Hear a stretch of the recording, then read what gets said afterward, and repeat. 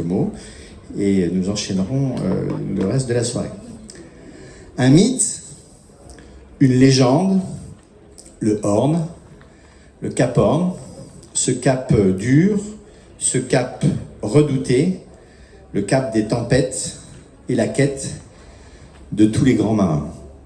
Ce serait très prétentieux aujourd'hui pour moi de vous parler du Cap Horn que je n'ai pas franchi, du moins pas encore. Cap-Horniers, vous forcez notre admiration. Messieurs, vous êtes entrés dans la légende, vous avez plongé dans le Grand Sud et le Cap Horn vous a laissé passer. Cap-Horniers, les Sables-d'Olonne, the capital of single-ended sailing adventure, is happy to welcome you today. In Les Sables-d'Olonne, you are at home. In the past, all those who were not French, and especially our better enemies, our best enemies, the English, are not welcomed here and dismissed with cannon fire. Et voilà qu'aujourd'hui, l'histoire nous rattrape, et c'est avec une grande joie, un immense plaisir que nous vous accueillons ce soir. Votre présence à nos côtés nous rappelle même à notre histoire sablaise, à celle de Philippe Léger, le plus célèbre des Cap-Horniers sablais, né dans le quartier du Passage, à 2 pas d'ici. Capitaine de long cours, avant son 27e anniversaire, il assurait pour une compagnie de commerce bordelaise l'importation de nitrates du Chili. Il franchissait donc le Cap Horn à l'aller et au retour. Il n'y avait pas encore le canal de Panama. Philippe Léger, marin d'exception sablais, a donc passé le cap redouté pas moins de 40 fois. Tant de récits de voyage, confronté à la force des éléments, l'homme, tout petit, devient dans son bateau comme une coquille de noix ballottée par les flots. But I leave the floor to my friend, Ashley Manton, President and Chairman of the Cap-Horniers Association. Thank you, Ashley. Thank you, Don. You have brought us together tonight. Thank you to our energy for organizing this event. Thank you, Barry, too. Ashley, please. Bonsoir. It was on. Is it? Yeah. Hello? It's okay. Oh, it's okay. Right. Bonsoir à tous. I would first like to thank Les Sables-d'Olonne for hosting and sponsoring this very special event, and to thank them, and especially Mr. Mayor, Yannick Moreau, for giving us the honour of agreeing to become the home of the Cape Horn Hall of Fame. I'd like to thank the team here in the Sables for the work they've done in making this possible, together with Barry Pictor, the Hall of Fame administrator, and our Cape Horner secretary, Archie Fairley, for their huge contribution. And finally, a very special thanks to Don McIntyre of McIntyre Adventure for sponsoring the individual trophies. The Amicale Internationale des Capitaines, or long called Cap-Horniers, was formed in 1936, but pulled down its flag in 2003 due to lack of numbers. The International Association of Cape Horners took over the baton and continued in the same proud tradition to spread the word and welcome all international yachtsmen who are eligible for membership. The association has recently compiled 2 specific registers, one listing those solo yachtsmen who have circumnavigated the world via Cape Horn, and the second for those who have achieved the same aboard multi-crewed yachts. Eligibility for membership is to have sailed 3,000 nautical miles, non-stop from latitudes 52 degrees south on the side of South America to latitude on one side of South America to latitude 52 degrees south on the other via Cape Horn without the use of an engine. Today is the first presentation of inductees into the Cape Horn Hall of Fame, which will continue with names added annually to the Roll of Honour board housed right here. Now, on behalf of the International Association of Cape Horners, I'd like to wish all the Golden Globe skippers the very best of luck on their fantastic adventure starting on Sunday. And having rounded Cape Horn, we look forward to welcoming them as full members of our association on their arrival back here to the Sables-d'Olonne. Thank you.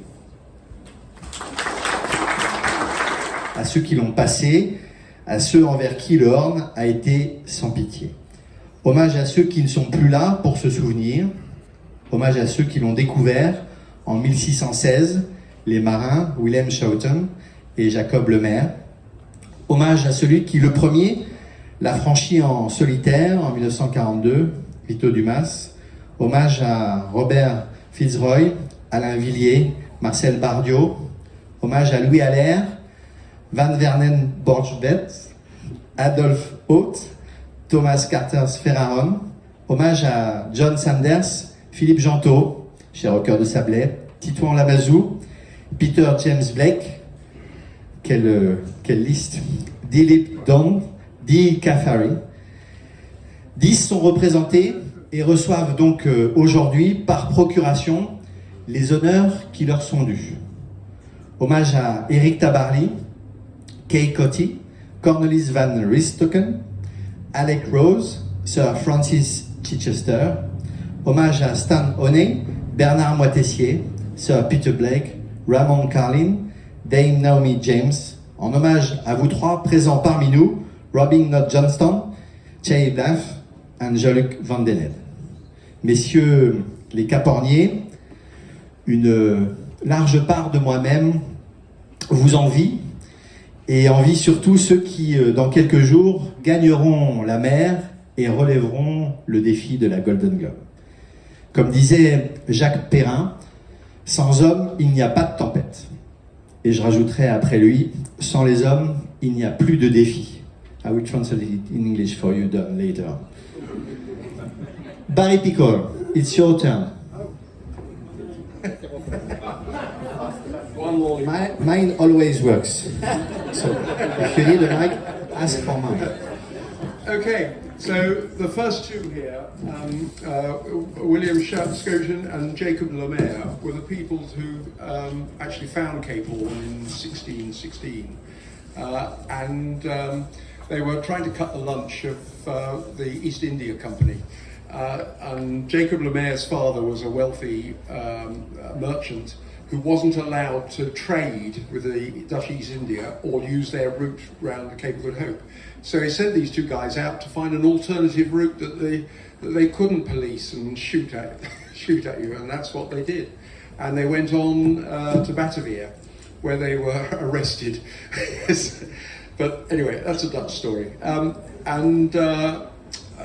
We've also got Admiral Robert Fitzroy, who went to Cape Horn twice, the second time with Charles Darwin. And the charts you'll see, that the presentation, is actually the chart they made in 1830. It's rather a special thing.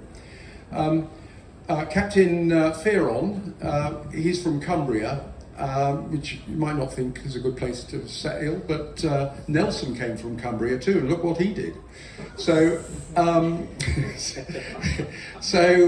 anyway, he rounded Cape Horn 35 times in his career. It may well be a record. We're still looking. Captain Vern Vernier Borkveld, we've actually got his certificate here, and we'd like to ask Tapio Lentinen, the Finnish Golden Globe race skipper, doing his second round the world, to come up and collect the certificate. There we go. I know, but you're presenting it. There we go.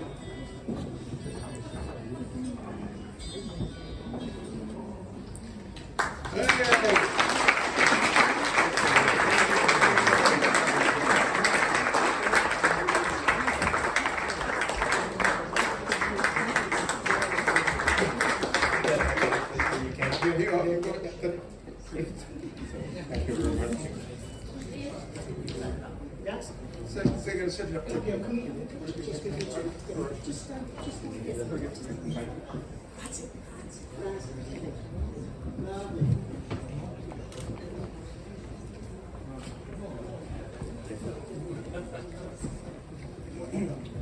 Thank you. around Cape Horn. He did so in the Prirel between 1937 and 39. And he also set a record as well for the last of the records for those going around the world that way. So, and then we've got Captain Louis Allard, who is actually the founder of the Cape Horn Association. He started in France in St. Malo, and he was the first president. So he's on the list as well. Bear with me. Alan Villiers, if you love reading books of sail, then you'll know of Alan Villiers. He wrote 47 marvellous books about sailing before the mast. And he rounded many times, but he also bought a tall ship in the latter part of his lives, and he formed the first sail training association for taking young children to sea. He took them all around the world, in fact. So that's he's an important name too. Right, you could probably go back to my... Sorry, I've got 25 pages. Are you lost? Do you need some help? You want a table? No, it's okay. It's okay? All right. Vito Dumas, who's up here, he's the Argentine sailor. He was the first person during the Second World War. He tried to escape, I guess, but he sailed around. He was the first person to sail non-stop around the Southern Ocean, around the three Great Capes, in a boat not so dissimilar to Robin Knox Johnson's Sue Haley. And then we've got Marcel Bardot, who I've only come across very recently and done quite a lot of research.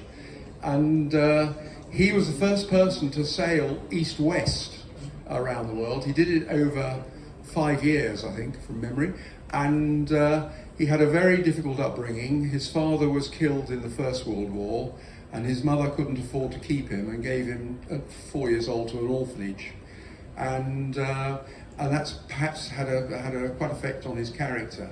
But he went on to sail equivalent, I think, of 17 round-the-world voyages, sailing across the Atlantic, the last in his late 80s, when he was swept overboard, but managed to get back on board. So, and then he decided he was hoping to keep sailing until he was 100, but he pulled down his flag as well at that point. Then Sir Francis Chichester, and I think we have Simon. Do we have Simon here? Simon Ober, is it? No? Oh, good. Ashley?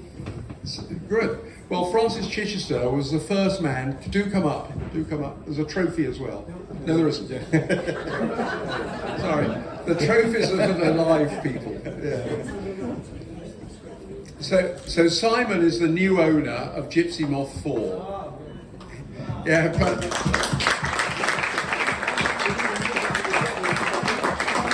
You're the one writing the checks from now on, eh? Yeah. She's a beautiful yacht, and I've sailed on her a few times. Francis was the first person to sail with one stop around the world solo. He stopped in Sydney, complained bitterly about the boat, changed the keel, and then came on back round again and got a huge welcome and a knighthood in the same week. There are not many people have that close links with a palace. So, and he has been a stalwart. He was heavily involved in the Sunday Times Golden Globe race. He was their judge and jury. So anyway, and he maintained a close interest in sailing all the way for the rest of his life. So thank you very much indeed. Thank you very much. Thank you. Yeah.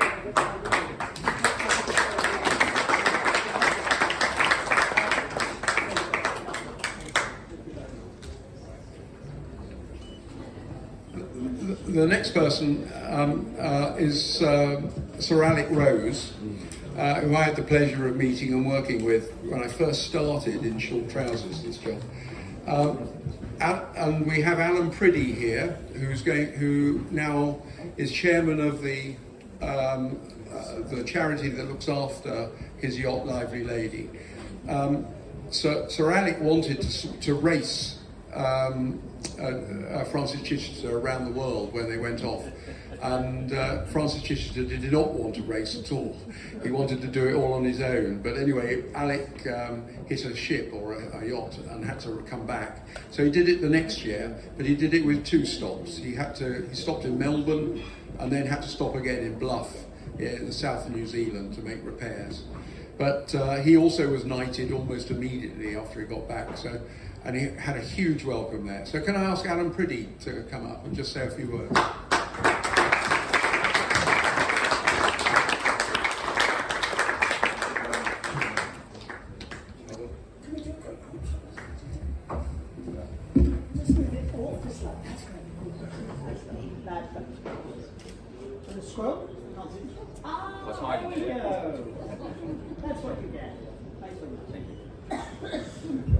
Ladies and gentlemen, thank you very much for this honour. Alec was like you guys that are going to set off sail on Sunday. You know, he didn't have the gifted background. He was a greengrocer that just wanted to do things. And the truth be known, having sailed Lively Lady an awful lot over the last years that since we've owned her, she's a quick boat. She's not called Lively Lady for any particular reason, apart from she is a quick boat. When Alec had his accident, just off of Ushant, he made landfall in Plymouth and the boat fell over and it cracked a rib. Oh, the boat did, not Alec.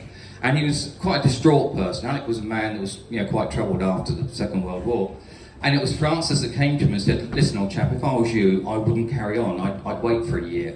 And of course, Francis went out and got the record. But it's generally accepted that Alec would have got the record because the boat's quite fast. And with Robin, we actually did have a race against Suhaili, Lively Lady, and Gypsy Moss some years ago.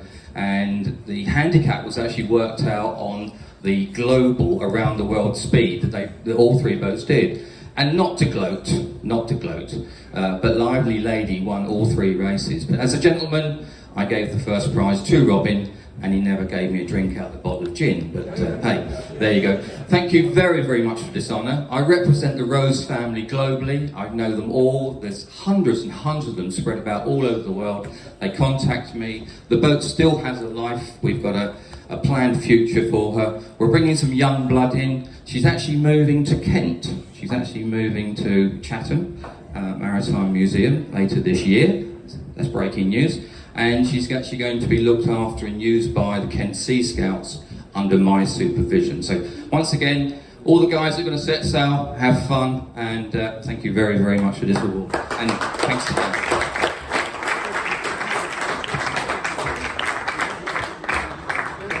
Thank you. The next person is our first living Cape Horner here. It's Sir Robin Knox Johnson, who probably needs no introduction here at all. First man to sail solo non-stop around the world, 312 days in Suhaili. Oh, good. So Robin, would you come up and collect your award and the trophy?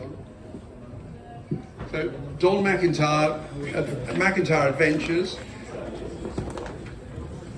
has sponsored the trophies.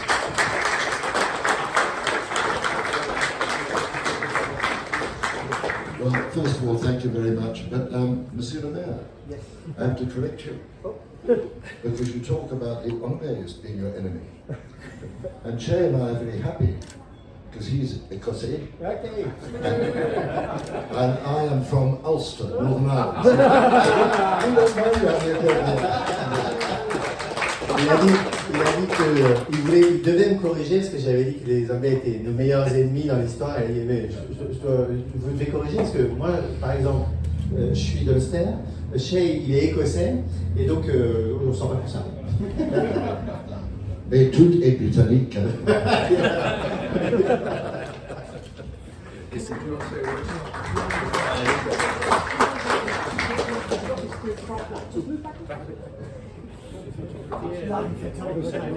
That's lovely. And we'll see the award. Barry just asked me to say something. All I'll say is that the very first boat I ever built was a replica of Suhaili. Thank you, Sir Robert. Bernard Matissier. who was also an entrant in the Sunday Times Golden Globe race in 1968-9, and may well have won the speed record around the world. But when he got to Cape Horn after Robin, he decided to sail around the world again, and he headed, instead of heading for the North Atlantic and home, he sailed for Cape Town and finished up all halfway around the world again, or 2/3 of the way around the world in Tahiti. But he has written some wonderful books, and Joshua, his yacht, is still, well, she's in pieces at the moment. I went to see her yesterday, but she will be sailing again next May, and I hope you'll all get the opportunity to sail on her next time we're here for the Golden Globe race. The next one is Eric Tabley. Sorry if I missed one. Do we deliver the... Sorry, I'm jumping. No. Bernard Matessier. Oh yes, you're absolutely right. The crew of Joshua. I beg your pardon, sir. Pardon, yes. Thank you. I'm glad you're behind. I stay behind you. Yes. My prompter. Is the crew of Joshua here? Yes. Hey. Yes. Come on. Representative of La Rochelle Museum.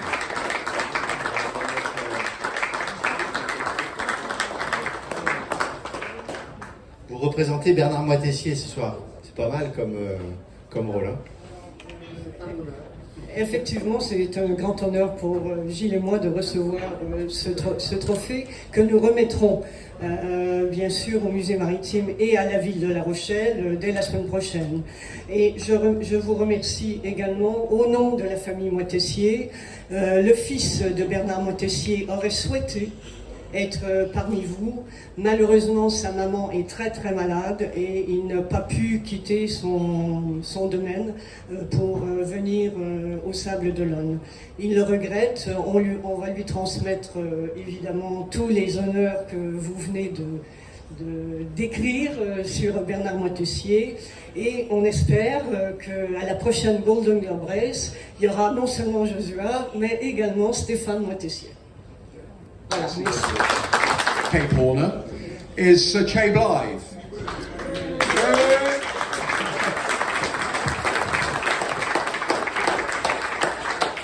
Sir Che was an entrant in the Sunday Times Golden Globe race as well.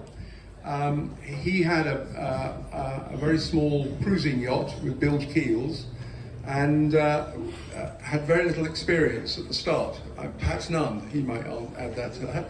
But he got all the way past Cape of Good Hope before he realised, I think, that the Southern Ocean was no place to be in a 30-foot bilge keeler, and thankfully retired, which, believe it or not, was his best answer to the next sponsor, British Steel, because they then knew that they wouldn't have a dead body on their hands. So he actually then decided to sail, well, Robin's done it one way, I'll go the other. And he succeeded. He lost his self-steering, and all sorts of. We're going to ask him up to tell us a little bit about that voyage. It did an extraordinary job, and I think it's only 5 people who have sailed around east-west since. So it's quite a remarkable achievement. So Sir Che, can you come and collect your award?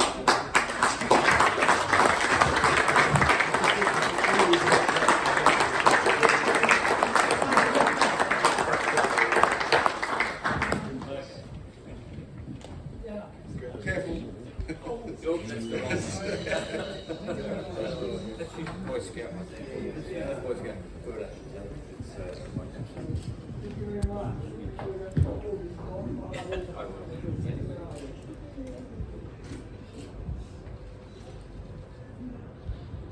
Mr. Mayor, Mr. Lantern, Dawn, Sir Robin, distinguished guests, Chair White. That was a joke.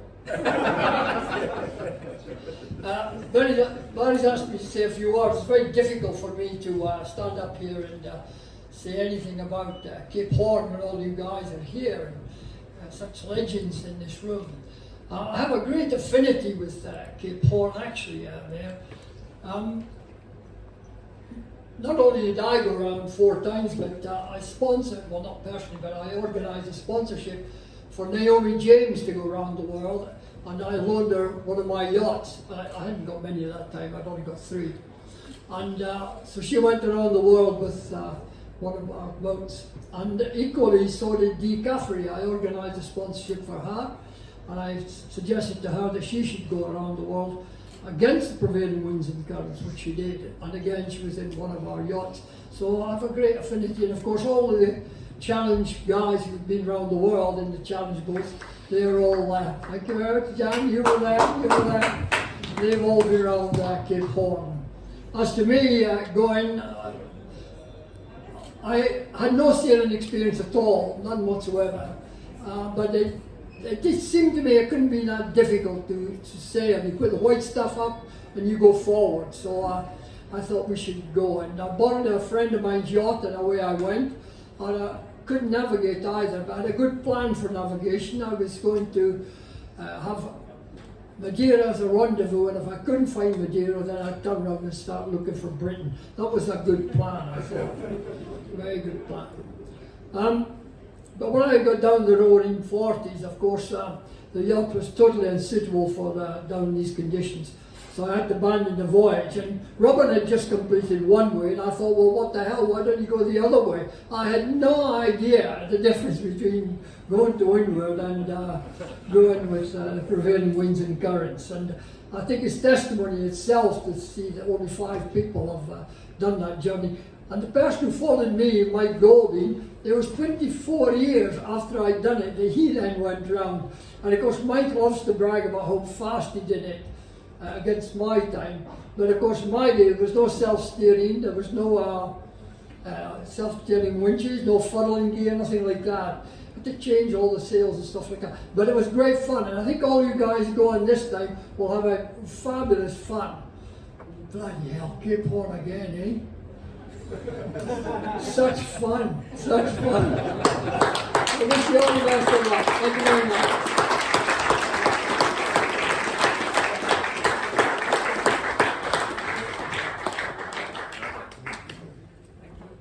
First Whitbread Around the World race on handicap.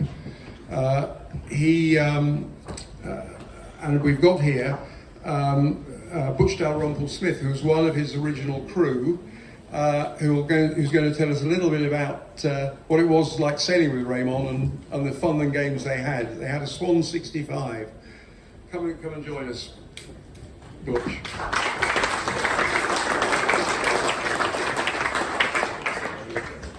Thank you very much. Unlike most of the people who have been elected to this Hall of Fame, or who are going to be elected to this Hall of Fame, Ramon was not a professional sailor.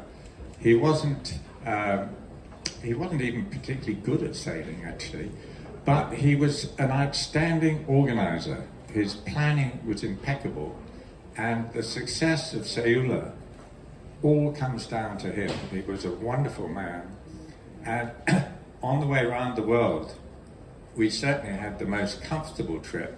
I think it was the last time that you could actually sail around the world like gentlemen.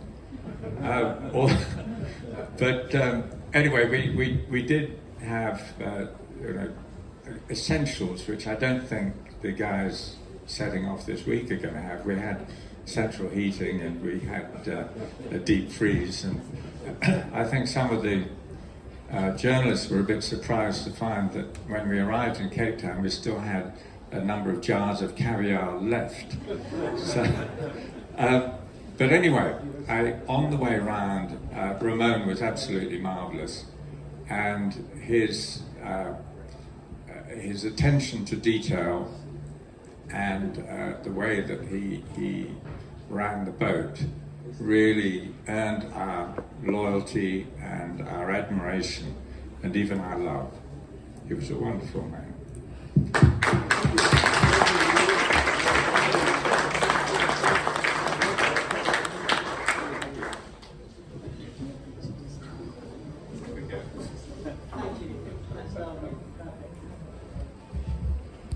Thank you. mention that they had a bottle of wine with every meal. No, it was every other meal. Oh, 3 bottles with every meal.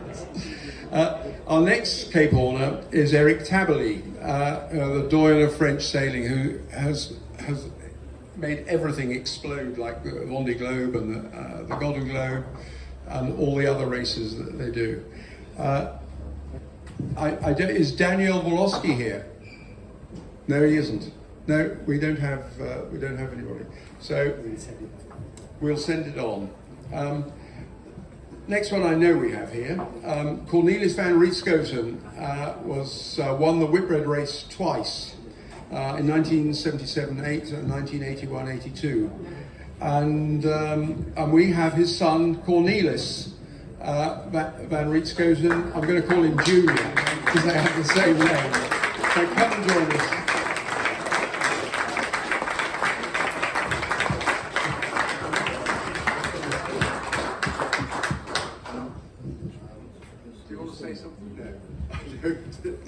Well, what can I say? Sadly, Connie's not here, obviously, to be included with this list of Cape Horners. I think he would have been incredibly proud, and I'm very proud to receive this on his behalf.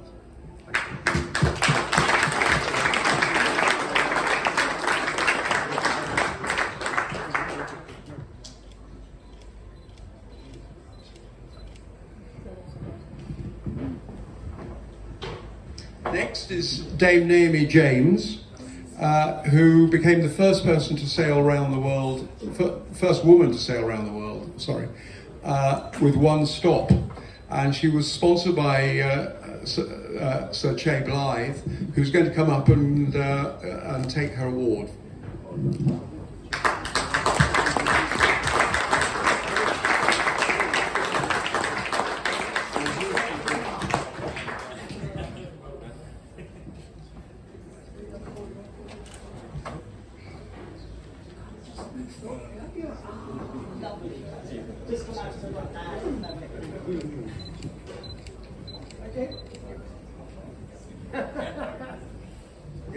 Okay. Our next Cape Horner is Kay Cotty, the Australian, who sailed around. Was the first woman to sail non-stop around the world, and Mark Sinclair, the Australian GGR skipper, is coming up. She asked if he would come and collect the trophy.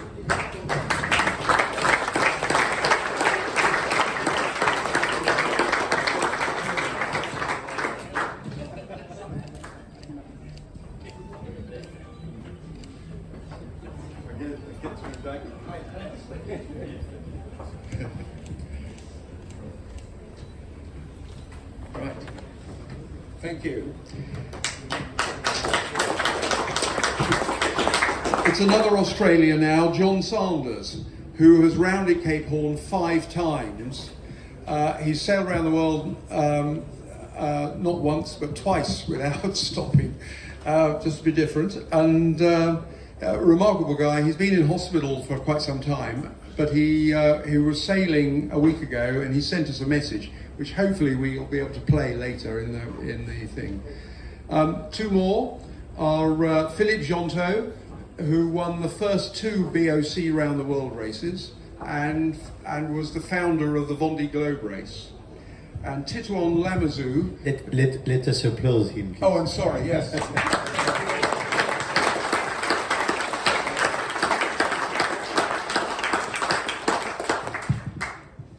And he's closely followed by Titouan Lamazou, who was second to him in the BOC around the world race, and then won the first Vendée Globe.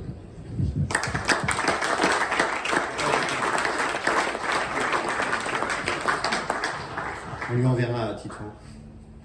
On espère que son bateau va rejoindre les Sables-d'Olonne prochainement, mais c'est pas facile, la traversée de l'Atlantique. Ok, on peut continuer. We can go. Okay. Our next is Sir Peter Blake, who competed in all the Whitbread races and finally won the last one with Steinlager 2. He sailed many of those with Sir Robin Knox Johnson, who has very kindly come accept the trophy on his behalf. The award.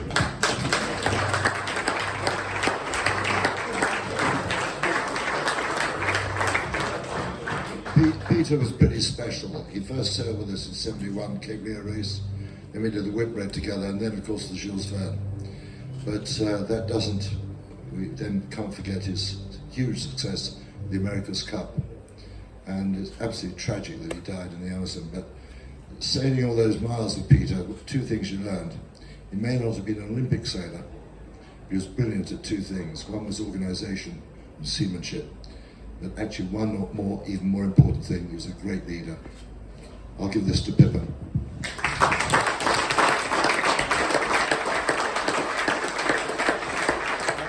Our next is Stan Honey, who's won the Whitbread as a navigator, not a skipper. He's our first navigator on the list. He has been a remarkable guy. He won the Whitbread race as navigator with AB&M Amro, but he's set so many records across the Atlantic, across the Pacific, but the Cape Horn one was quite special. And we're going to ask Golden Globe racer Kirsten Neuschaffer to come up because she sailed with him down to the Antarctic. So maybe you can tell us a little bit about that.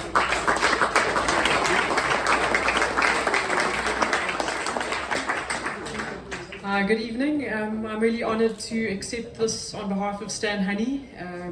Some years ago, I had the honour to sail with him and his wife Sally from Patagonia, Puerto Williams down to Antarctica, and we went as far south as Marguerite Bay. And it was amazing watching both of them sail, and especially on our way back to see Stan navigate and get us back to Puerto Williams as quickly as possible. Stan and Sally have also been incredibly supportive of my campaign to get to the start line of the Golden Globe race 2022.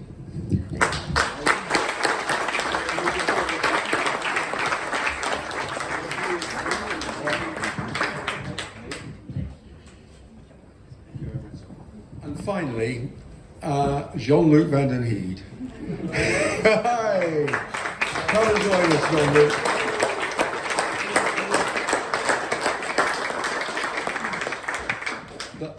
Almost the last to have rounded Cape Horn as well, and so many other times before. Tell us. Bonjour, merci. C'est toujours un honneur d'être reconnu comme ça. Oui, j'ai eu l'occasion de passer le Cap-Horn un certain nombre de fois. J'ai passé 6 fois dans mes courses normales. Je l'ai passé 4 fois à l'envers avec Adrien avec Adrien et Algibus parce que j'essayais de battre le record du Tour du Monde en sens inverse et j'ai mis surpris à 4 fois. Donc j'ai réussi la 4e fois. Et puis il a fallu ramener un bateau, donc je l'ai passé en double avec mon ami Jean-Marie Patier. Et pour terminer, je trouvais que c'était pas mal de faire une croisière pour découvrir le Cap-Horn. Et donc avec Odile, on a été faire un petit tour au Cap-Horn avec un bateau de croisière, le Goulard. On a passé le 1er janvier 2014 avec le gardien du phare. On a vu comment il vivait. Et du coup, quand je l'ai repassé dans la Golden Globe Race il y a 4 ans, je l'ai contacté, ce n'était un autre parce qu'il reste là que pendant 1 an.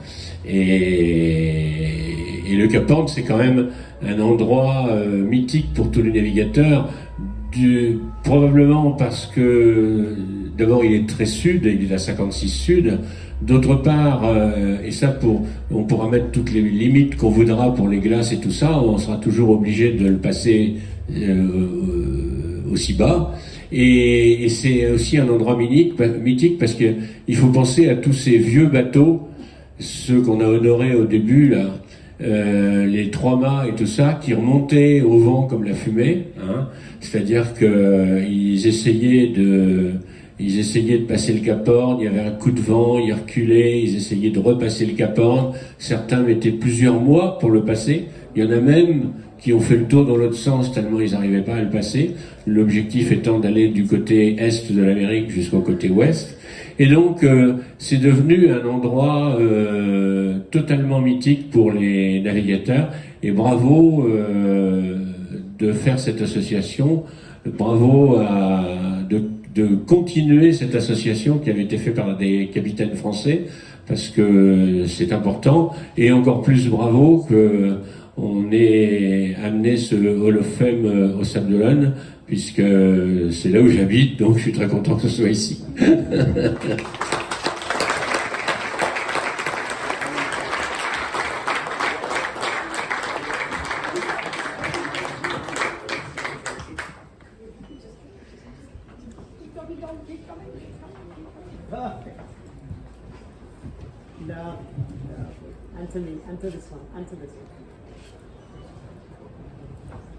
On peut applaudir encore les 28 nominés qui rejoignent le tableau d'honneur des Cap-Horniers qui va venir être installé dans quelques jours dans les locaux de l'école des pêches et qu'on va vous dévoiler dans quelques instants. En or sur son oreille gauche. Un autre privilège était de pouvoir dîner avec un pied sur la table. Un troisième privilège sera désormais de figurer sur le tableau d'honneur des Cap-Horniers et des Sables-d'Olonne.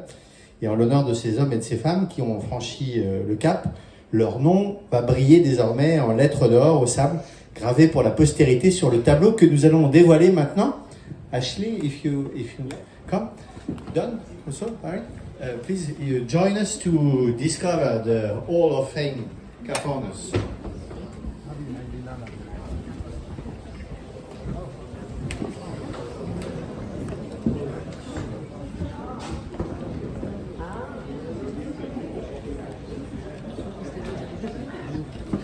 Sir Chain Life, Sir Robin Johnson, please Jean-Luc Vandenet too. Can you join us?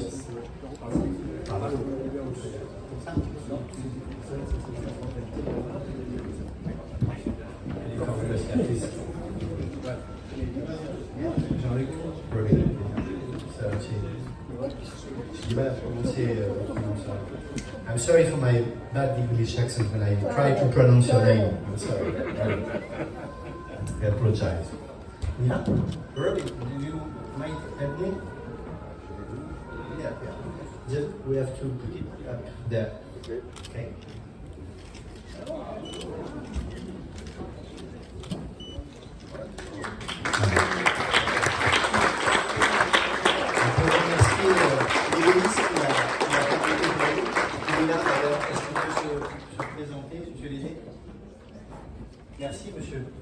Say, isn't this great? It's a lot of fun.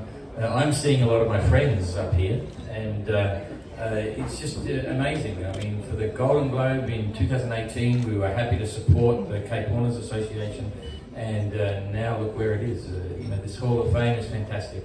And once Vous avez again, compris qu'il disait que c'était incroyable que la Golden Globe finalement atterrisse ici en 2018 et maintenant c'est le Hall of Fame des Cap-Horniers.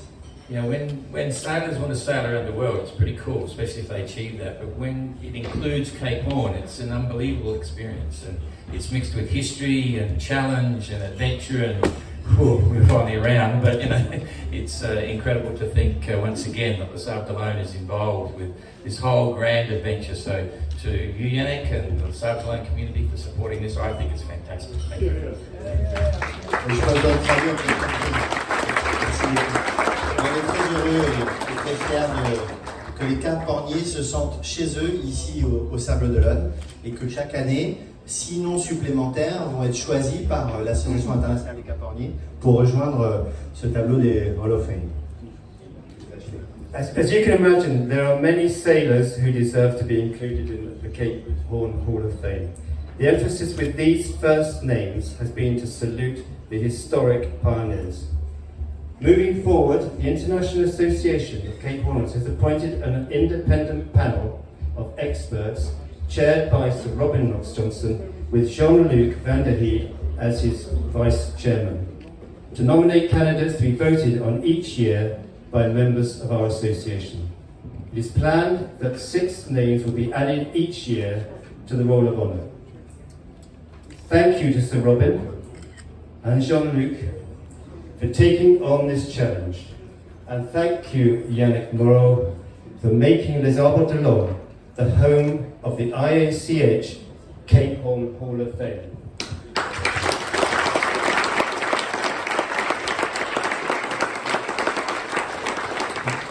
Il a dit que tous les ans, un comité indépendant présidé par Sir Robin et vice-présidé par Jean-Luc, félicitations, félicitations, allait sélectionner les 6 marins de l'année qui viendront rejoindre ce tableau d'honneur, parce qu'évidemment, c'est une sélection, c'est le tableau des plus grands marins qui rejoindront ce tableau-là chaque année. Donc, merci de votre travail. Merci beaucoup à l'Association internationale des Cap-Horniers. And feel yourself at home in Les Sables-d'Olonne. You're welcome.